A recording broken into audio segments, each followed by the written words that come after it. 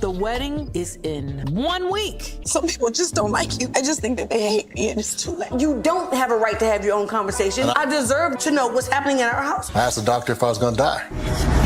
Hey everybody, welcome back to the channel. Now, if you're new here, welcome to the fam, friend. I'm Charle Nicole, and this is where we dive into all trending topics with a little bit of lifestyle content on the side. Of course, we react to some of the hottest shows out right now, so if that sounds like your vibe, go ahead and hit that subscribe. And don't forget to tap the notification bell so you don't miss out on any weekly upload. We are back with another episode of the Braxtons Season 2, Episode 6. So in this episode, we're sitting at the table with Tamar and her executive producer. Tamar really seems like she is battling with herself when it comes to where she is with her sisters. And you could tell that she's at her wit's end. And she's telling her executive producer, they get tired, I get tired too. I told myself, you have to get to a point where you just accept the fact that people just don't like you. That statement made it very clear as to what we all have been assuming watching everything unfold. Tony is the enabler. Trina tolerates Tamar. Tracy tolerated Tamar. And Tawanda is the one that really just does not like her. So now we move into the next scene with Trina and Tony. Trina has been juggling, managing her husband's congestive heart failure, and on top of all of that, Tawanda's wedding. She has not been able to have any time to focus on decorating her real estate office. So she brings Tony with her to shop for new decor around her office. Y'all, the most funny part of this scene, if you did not see it, was Tony got a glimpse of Trina's husband's dingling. Tony's like, okay, so what are we looking for? Show me what we're decorating. So Trina's like, of course. So she pulls out her phone to show Tony her office. But based off of Tony's reaction of her office space, maybe she meant just her office. So in a way, Tony kind of played her. As soon as Trina gave Tony, which I don't understand, Trina, why would you give Tony your phone if you know that you have news of your husband? So as soon as Tony strolled to the left, she saw a nice big picture of Vaughn's, and I know that it was big because Trina was like, oh no, you went too far. So when she grabbed the phone back to put it on what she wanted Tony to actually see, she was like, see, it's small, talking about the area, right? Tony responded, definitely not that. I said, ooh. So Tony said, the next time I see Vaughn, I'm gonna have to look at him neck up. Further along in the scene, Trina starts to explain to Tony how Vaughn is actually doing.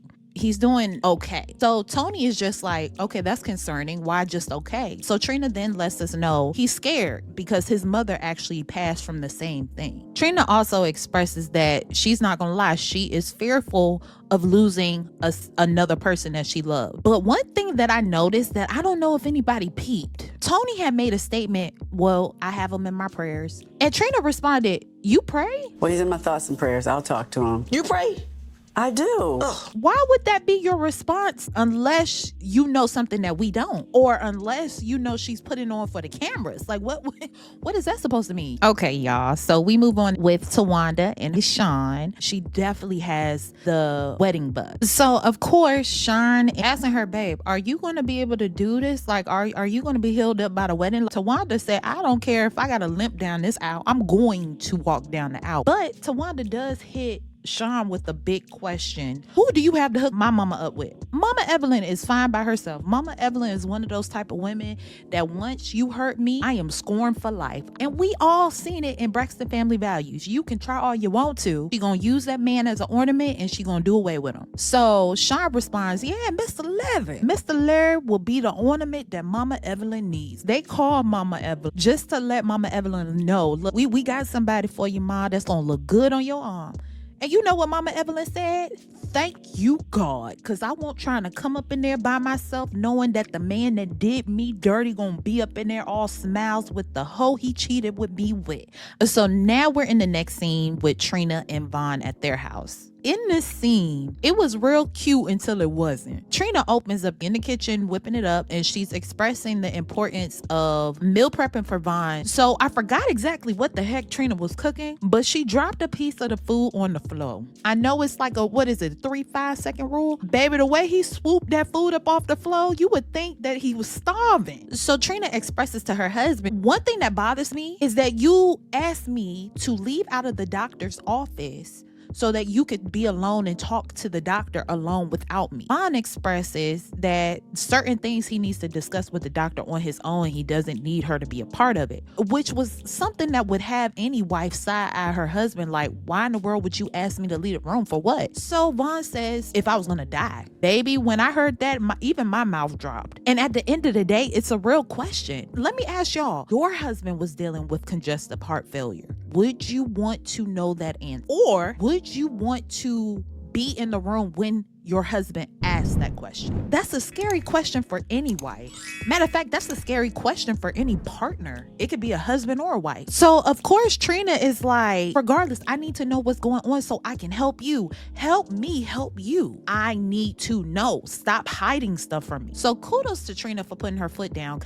So now we're in the next scene with Toni Braxton and her son Denham and Tony Stylist to make sure that Denham is straight for Tawanda's wedding. Now, one thing that irritated me about Tony Stylist, you sat there and came out of your mouth and said that Tawanda made it very clear that they are to wear brown. Why does your stylist have a whole lineup of non-brown items? And you sitting there, let me take a video because, oh, that's not what Tawanda wanted. Why didn't you say, stop? I need you to change that right now because that's not what my sister wanted. Like, why are you sitting there entertaining this? So then the stylist says, oh, this jacket is flying. Look, it's some undertones of brown in there. Stop playing, boy. Ain't no undertones and no brown in there at all. But thank God Tony acknowledged that. That is nice. That'd be nice for his graduation. Because she know God darn well that Tawanda would side-eye her for real if her son came up in there with a non-brown jacket. So Toni is expressing her excitement about new life chapters happening within the family. But then she also expresses her sadness that Tamar is not a part of any of this. From episode 1 to episode 6, I have not seen Mama Evelyn sit down and talk to the girls at all about any of this. So some of y'all may say, Mama Evelyn is in her 70s. Mama Evelyn don't need to be worried about none of the sisters and the drama. She's in her 70s. Leave Mama Evelyn alone. But my thing is, I am talking about the fact that over the years, why hasn't Mama Evelyn really got down to the root of the problem? Because she is the root of the problem. Mama Evelyn is the cause, and her daughters are a reflection of the effect of that. Y'all sat down with Ayanna. Ayanna had pointed out issue at hand and shed light on Tamar's actions and why she acts the way that she acts. But she also pointed out issues within the family. That should have been something that y'all continue to work on. But you know what you did? Y'all used it as an opportunity to make money instead of actually fixing the problem. So now we're in the next episode with Tawanda and her fiance Sean and Mama Evelyn and her date. Let me tell you something. Mr. Larry, a cute little something. He a handsome old man. When Mr. Larry saw Mama Evelyn, the way Mr. Larry got up out that seat, y'all, it was hilarious. Like, he was mesmerized. The energy that Mama Evelyn was giving, it was given. I hope you understand that you just gonna be my good looking arm candy. Like, I don't want nothing else from you. And the way that Tawanda was just glowing in her chair, girl, she over here just cheesing like Chester the cat. Mama Evelyn just wanted to make sure that Mr. Larry fit the part and can fall in line when it's showtime. So you know what's pretty like odd? Sean and Tawanda, come to the front, please. I got a question for you. Yes, I understood why y'all left y'all mama there with him. You know, I get it. You want to force them to really get to know each other. Why in the world would you tell your mom we have a date for the wedding for you, but that the man don't even know anything about the wedding? So they forced Mama Evelyn to have to ask the man, hey, do you want to be my ornament for my daughter's wedding? So of course, poor Mr. Larry, who's mesmerized, says yes, because he thinks he has a chance with Mama Evelyn. So of course, we're into the next scene with Tamar and her medium. Now, side note, you guys, not surprising to me is that she's sitting down with a medium, because I really think she should sit down with a psychiatrist, but neither here nor there. What doesn't surprise me that Tamar is sitting with this medium is because I believe it was Tasha K. There was some drama going on around Nicki Minaj and a stylist, her ex-stylist, who got caught stealing from her, right? So it also came out about this said stylist that was stealing. Tasha K has said that it was said that this same stylist stole from Tamar. But then Tamar had came out and told Tasha K, no, this stylist didn't, but another stylist, she had named an EJ as the person who stole from her. EJ ended up coming back and saying Tamar is a liar, but for some reason she has an NDA, so she's not going to say that it was him, so she's using my name and trying to defame me, and she deals with a lot of witchcraft and stuff. Now keep in mind, I could have swore that the Braxton family was all about God, but if y'all remember in the earlier scene with Trina and Tony, when Tony said, I'll keep Vaughn in my prayers, remember Trina said, oh, you pray? So that makes me believe that God is not as heavily involved in the family. They were brought up in the church. Both their parents are pastors, which leads me to believe that's why their family is as broken as it is, because the sisters are all dabbling in different things spiritually. And that's something that I just thought about. But y'all let me know, what do you think? So Tamar lets us know that she had even talked to Tawanda, and Tawanda said it out her own mouth that I'm not invited to the wedding. And supposedly she was never invited to the wedding. Who lying then? Because in episode 1, Tamar, didn't you say that you received an invitation to the wedding as the maid of honor, and how Tawanda was real non-responsive? So are you saying that it was gaslighting and that was only because of the show? Or are you saying that Tawanda never really invited you to the wedding to begin with, so it was all a storyline? I'm confused. Who is lying? Tamar is asking the medium, hey, what do you think about a sister's retreat? The medium expresses, yes, I think it's an awesome idea. You don't have to love them, but you can learn to respect them. What did the medium mean by you don't have to necessarily love your sisters? What, excuse you? Why are we bringing a medium in here to try to fix this situation? Because obviously the things that you have been dabbling in, Tamar, and what your sisters have been dabbling, I don't think y'all are realizing that these same things, these same entities that you guys are leaning into and leaning on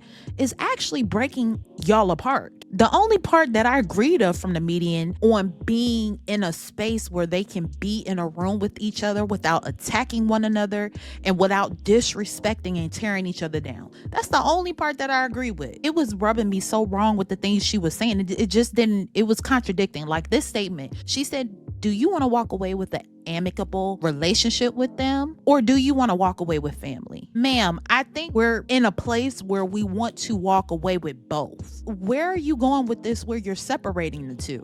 Does that make sense to y'all? So a medium is a psychic who has fine-tuned his or her extrasensory perception and can interface with the spirits in other dimensions. What did I freaking tell y'all? The sisters are dabbling in mess that is actually tearing them apart. I believe that Trina still works with the higher power of God, but Tony does not. Tamar does not. And Tawanda is questionable. So Tamar is expressing that they don't look at her as a sister anymore. She explains how growing up, they had a very close bond. As young adults, close bond. But now the place that they're in as adults, it's just non-existent. So I say all that to say Tamar is in a place where she's just tired of fighting her sister. She wants to save the relationship. She's on an island by herself, and that's not what she wants. But Tamar needs to learn that you gotta change. No matter how many times you try to make it seem like you change, you truly need to change. You went through what you went through in your childhood. I understand trauma, trust me, because I have some personally. I get trauma, but Tamar, at a certain point, you have to stop attacking your sisters and give them a chance. Mama Evelyn enabled you, Tony enabled you, Trina enabled you, and Tawanda enabled you, even though Tawanda was on some sneaky stuff over the years, and we've all seen it. None of those sisters are innocent, but Tamar, you have been problematic. And the first change that you need to make, you need to get on your knees and repent. It's a spiritual warfare that she is dealing with. And y'all let me know if you agree or not, but that's my honest opinion. Now we're in the next scene with Trina showing Mr. Faison Love a potential property. I'm gonna be real. I don't know if he's gonna purchase this house, Trina, because he looked pretty out of breath by walking through the door. And this is me not trying to play him or fat shame, but the way that he was breathing, I don't think a home with a long set of stairs is what he would personally be looking for. Of course, he wanted to make light of one of the rooms, and he was talking about, so what if I wanted to have a whole orgy in here? I'm not sure who you would be entertaining an orgy with, because how you gonna participate in an orgy if you struggling breathing just walking into the next room, Faison? Although Faison said that he was gonna sign a contract, I'm pretty sure by the time they stopped recording, he said, let's keep looking. I do not feel like Faison Love is really going to buy this property. Even though he said so, I think he did it for Trina to show that Trina is really out here working and doing her big one with real estate. But realistically, do y'all foresee Faison Love really buying that house with that long set of stairs? He literally had to go lean over the counter after coming down the stairs to catch his breath. So shouts out to Faison Love for putting on the best performance in this scene, because you know god darn well you ain't gonna buy this house, not that house. I'm not saying he's not gonna buy a house from her, just not that one. So briefly, we're in the next scene with Tawanda and all her ladies of honor. We're 2 days out from her wedding, so right now she just needed some energies and support from her ladies. So her anxiety is through the roof about this cast, because honestly she does not want to walk down the aisle with the cast on her arm. But then she ends up surprising the ladies of honor by taking the cast off and letting them know, oh, we're good to go. I was just joking with y'all. But she does have a brace that she has to wear, but for picture purposes, she can take it off, walk down the aisle without it. Now, one thing that I'm truly understanding is why Trina and Tawanda are as close as they are. They're literally just 15 months apart. So that explains why their dynamic is so close, so much closer than the rest of the sisters. Of course, Toni is not a part of this quick little meetup because she is supporting her son at his graduation. Maybe it's me, but was the shirt that Toni wearing at her son's graduation appropriate? Her vest showed all of the little cleavage that she has. Not saying she wasn't naturally gorgeous, like she didn't do too much. She had her hair back in a nice little bun with her black shades. She was pretty low key in her all black, but it was just, I don't know.